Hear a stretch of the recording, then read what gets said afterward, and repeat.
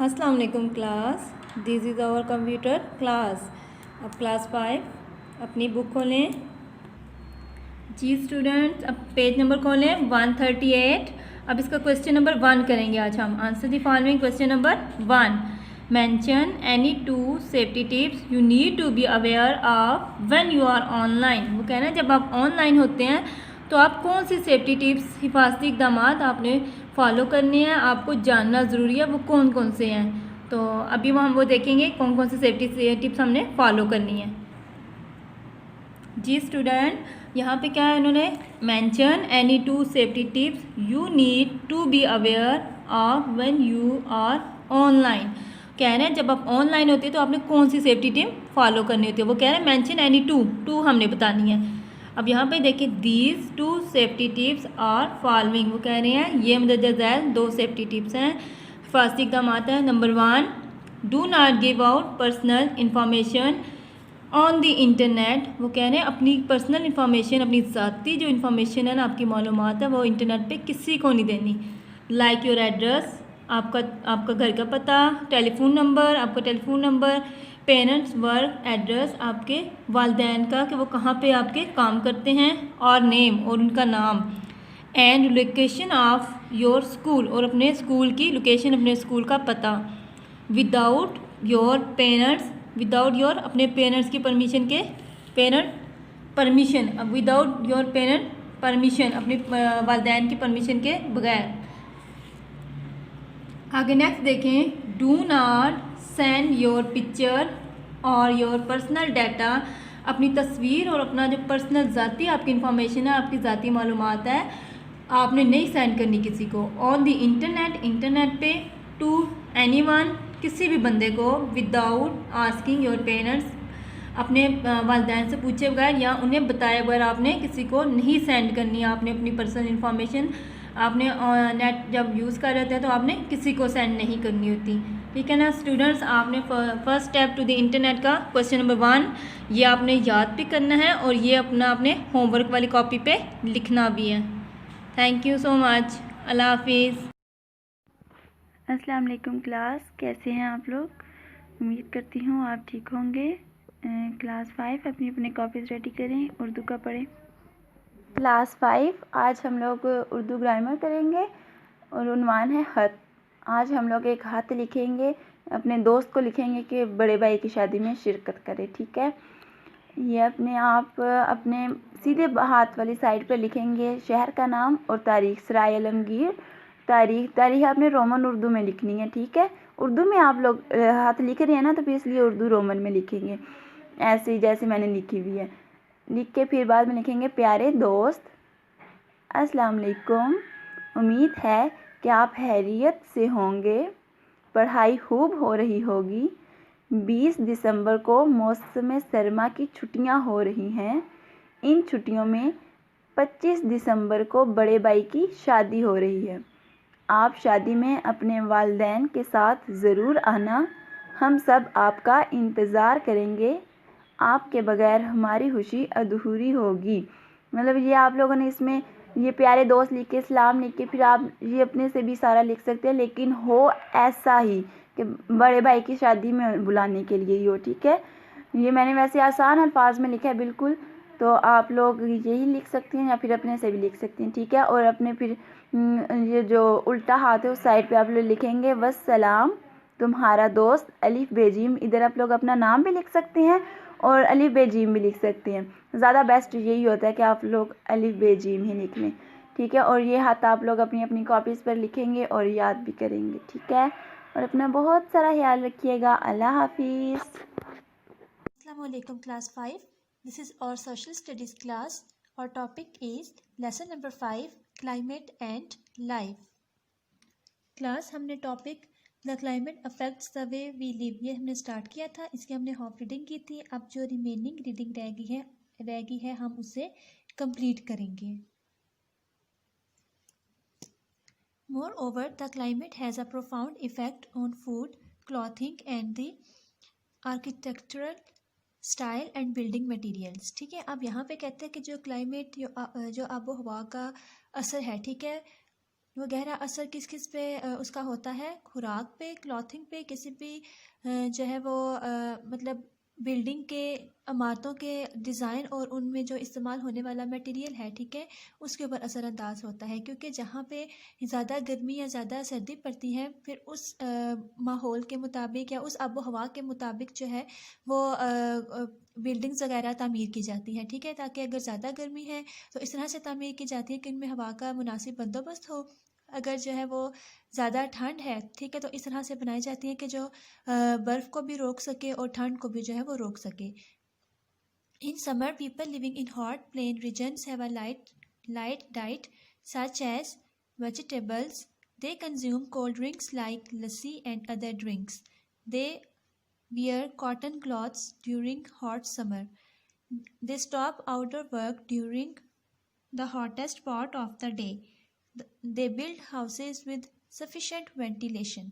ठीक है, अब यहाँ पे क्या है कि गर्मियों के मौसम में, समर में जो मैदानी इलाके होते हैं, क्योंकि वहाँ पे बहुत ज़्यादा गर्मी पड़ती है, इसलिए वहाँ के लोग जो हैं वो हल्की ग़िज़ा का इस्तेमाल करते हैं, ठीक है। इनमें सब्ज़ियाँ आ जाती हैं, दही का इस्तेमाल ज़्यादा करते हैं, ठीक है, क्योंकि स्पाइसी चीज़ें खाने से जो है वो और ज़्यादा गर्मी लगती है, ठीक है, इसलिए लोग जो है वो ज़्यादा हल्की ग़िज़ा, सब्ज़ियाँ वगैरह इस्तेमाल करते हैं, ठीक है। और मशरूबात में जो है मशरूबात इस्तेमाल करते हैं, जैसे लस्सी है, ठीक है, इस तरह के जो ठंडे मशरूबात, ताकि जिस्म को जो है वो ठंडक मिल सके। और लिबास की बात की जाए तो क्लास कॉटन के कपड़े पहने जाते हैं, क्योंकि वो हल्के होते हैं, गर्मी से जो है वो महफूज रखते हैं, मीन्स उनमें ज़्यादा गर्मी नहीं लगती, इसलिए जो है वो कॉटन के कपड़े इस्तेमाल किए जाते हैं। इसके अलावा जितनी भी एक्टिविटीज़ होती हैं या कोई भी काम जो होता है, क्योंकि दोपहर के वक्त गर्मियों में बहुत ज़्यादा गर्मी होती है, इसलिए इस दौरान जितने भी बाहर वाले काम होते हैं वो रोक दिए जाते हैं, ठीक है, गर्मी से बचने के लिए। और अगर घरों की तामीर की बात की जाए तो जो घर होते हैं वो हवादार बनाए जाते हैं, ठीक है, इस तरह से कि वहाँ पे हवा का मुनासिब बंदोबस्त होता है। In the mountainous region where the climate is extremely cold in winter, people eat meat and wear warm woolen cloths. They design steep roofs to prevent the snow from collecting on the roofs.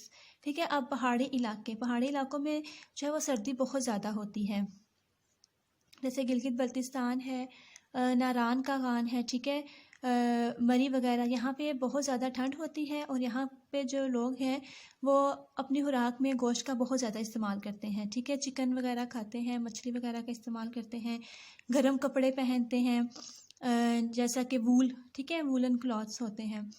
और इसके अलावा उनके मशरूबात में जो है वो coffee आ जाती है, ठीक है, मीन्स के कॉफ़ी, चाय, इस तरह की चीज़ें जो है वो इस्तेमाल करते हैं ताकि उनके जिस्म को गर्मी मिल सके, ठंड से बचा जा सके, ठीक है। और घर इस तरह से तामीर किए जाते हैं कि जो उनकी छतें होती हैं वो ढलवान जो है वो रखी जाती हैं, ठीक है, उनकी छतें ढलवान होती हैं ताकि वहाँ से बर्फ़ भी आसानी से गिर सके या फिर बर्फ़ को जमा होने से भी रोक सके, ठीक है, इस तरह से उनके घर तामीर किए जाते हैं। नेक्स्ट हमारा टॉपिक है class people affect climate too. लोग भी आबो हवा से मुतासिर होते हैं। Have you ever wondered why there are rooms around plants in a nursery?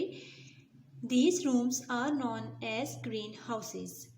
The sun rays entering these houses are trapped, and then the temperature inside is increased. This is called the greenhouse effect. Our Earth is experiencing the same effect too.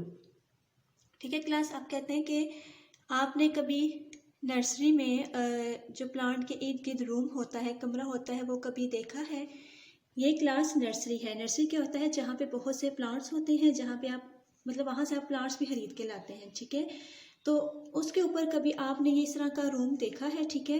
ये room होता क्या है? ये room basically green house होता है, ठीक है।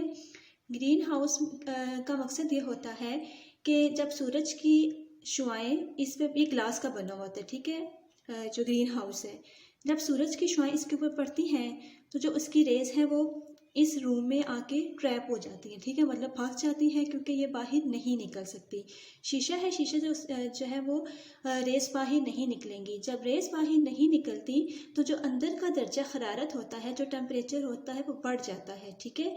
और इस टेम्परेचर के बढ़ने को हम कहते हैं कि अमल को हम कहते हैं ग्रीन हाउस, ठीक है,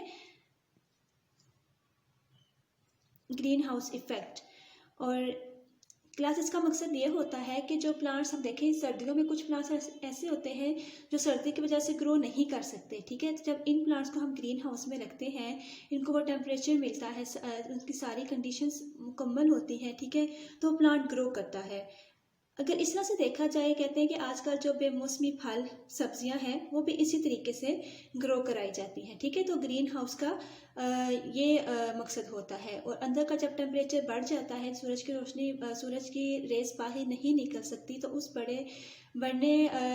उस रूम का जो टेम्परेचर है वो बढ़ जाता है, जिसे हम कहते हैं ग्रीन हाउस इफेक्ट, ठीक है।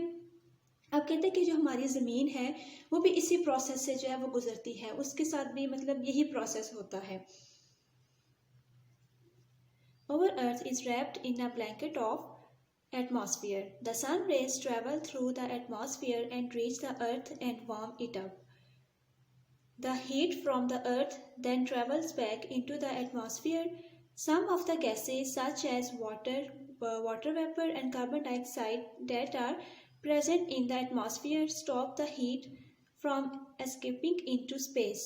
These gases are called greenhouse gases, and this process is called the greenhouse effect because it works the same way as a greenhouse, ठीक है। अब क्लास कहते हैं कि जो हमारी ज़मीन है वो ढकी भी है, किससे कवर हुई है, एटमॉस्फेयर से। एटमॉस्फेयर क्या है कि ये लेयर ऑफ गैसेस होती हैं, ठीक है, जिसमें डिफरेंट गैसेस होंगी, कार्बन डाइऑक्साइड, ऑक्सीजन, नाइट्रोजन, ठीक है, ये डिफरेंट गैसेस की जो है ना ये लेयर होती है एटमॉस्फेयर।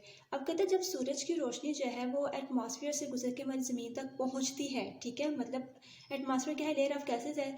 जब ज़ाहिर है सूरज की शुआएं पड़ेंगी तो उन लेयर में से भी तो गुजरेंगी, ठीक है, तो उन लेयर से गुजर के जब आती है हमारी ज़मीन पे, ठीक है, तो क्या होता है कि हमारी ज़मीन गर्म होती है। अब वो जो हीट होती है हमारी ज़मीन से वो दोबारा एटमॉस्फेयर में क्या करती है, वापस जाती है।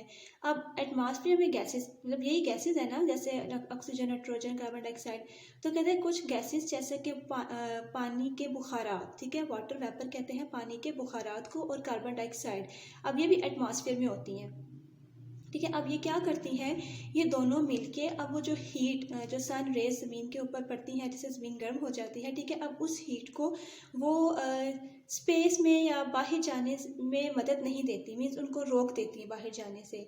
अब जब वो बाहर जाने से रुक जाती हैं, वो यहाँ बाहर नहीं जाती, तो क्या होता है कि क्लास ज़मीन का टेम्परेचर, दर्जा हरारत बढ़ जाता है, ठीक है। जब ज़मीन का दर्जा हरारत बढ़ जाता है तो आपको पता है बहुत ज़्यादा गर्मी हो जाती है, तो वो जो गैसेस जो ज़मीन का दर्जा हरारत बढ़ा देती हैं, जिनकी वजह से ज़मीन का दर्जा हरारत बढ़ जाता है, उन गैसेस को हम कहते हैं ग्रीन हाउस गैसेस।